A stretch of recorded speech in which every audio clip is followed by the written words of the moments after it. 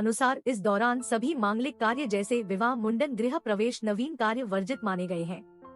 इसलिए 16 दिसंबर से 14 जनवरी तक सभी मांगलिक कार्यों पर रोक रहेगी। 15 जनवरी से मांगलिक कार्यों का शुभारंभ होगा।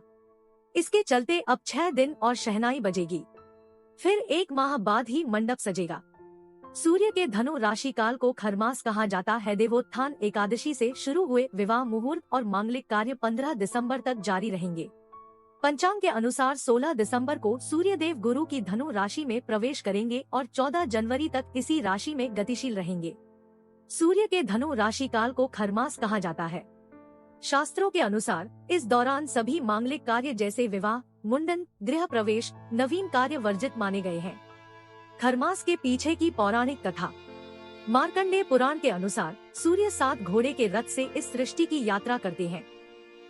परिक्रमा के दौरान सूर्य को एक क्षण भी रुकने व धीमा होने का अधिकार नहीं है, लेकिन अनवरत यात्रा के कारण सूर्य के 7 घोड़े हेमंत ऋतु में थककर तालाब के पास रुकते हैं ताकि पानी पी सके।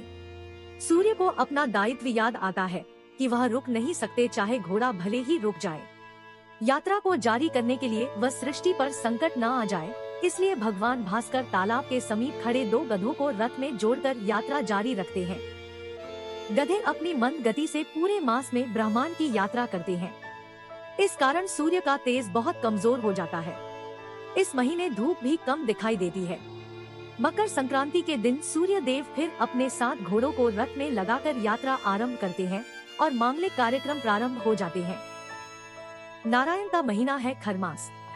देवगुरु की दिव्यता से संपन्न यह महीना आध्यात्मिक रूप से स्वयं को संपन्न व उन्नत बनाता है। इसे ऋषियों ने खरमास इसलिए नाम दिया क्योंकि इस कालखंड में प्राकृतिक ऊर्जा से इंद्रिय निग्रह में सहयोग मिलता है।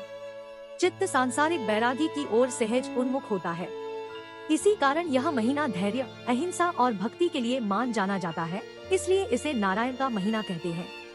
खरमास में तीर्थ यात्रा, कथा श्रवण, कीर्तन, भजन, जप का महत्व अत्यधिक होता है। खरमास में कोई भी शुभ कार्य जैसा शादी विवाद संपन्न नहीं होते हैं। दरअसल इस दौरान की गई शादियों में नवविवाहित जोड़े को ग्रहों का शुभ फल नहीं मिलता है। खरमास में सिर्फ विवाह ही नहीं बल्कि सगाई, गृह प्रवेश, जनेऊ और मुंडन जैसे कार्य भी नहीं करने चाहिए। सूर्य जब धनु राशि में आते हैं तो सूर्य अग्नि तत्व की राशि होने के कारण अग्नि तत्व की वृद्धि होती है, और वहीं सूर्य अग्नि तत्व और मीन जल तत्व की राशि में, ऐसे में इन दोनों की युति भी शुभ फलदायी नहीं रहती है। साथ ही इस दौरान नए घर का निर्णय कार्य भी शुरू नहीं करवाना चाहिए। इसके अलावा यदि आप नया घर खरीदने का मन बना रहे हैं तो ऐसा करने से बचें। खरमास में अगर आप नया वाहन खरीदने का मन बना रहे हैं तो ऐसा करने से बचें। इस महीने में वाहन खरीदना भी शुभ फलदायी नहीं रहता है। इस समय ऋतु का बदलाव भी हो रहा है, तो ऐसे में तामसिक भोजन से दूरी बनाकर रखें, आपकी सेहत पर इसका बुरा प्रभाव पड़ सकता है। खरमास में करें ये काम। खरमास में पूजा पाठ, यज्ञ आदि अधिक करना चाहिए।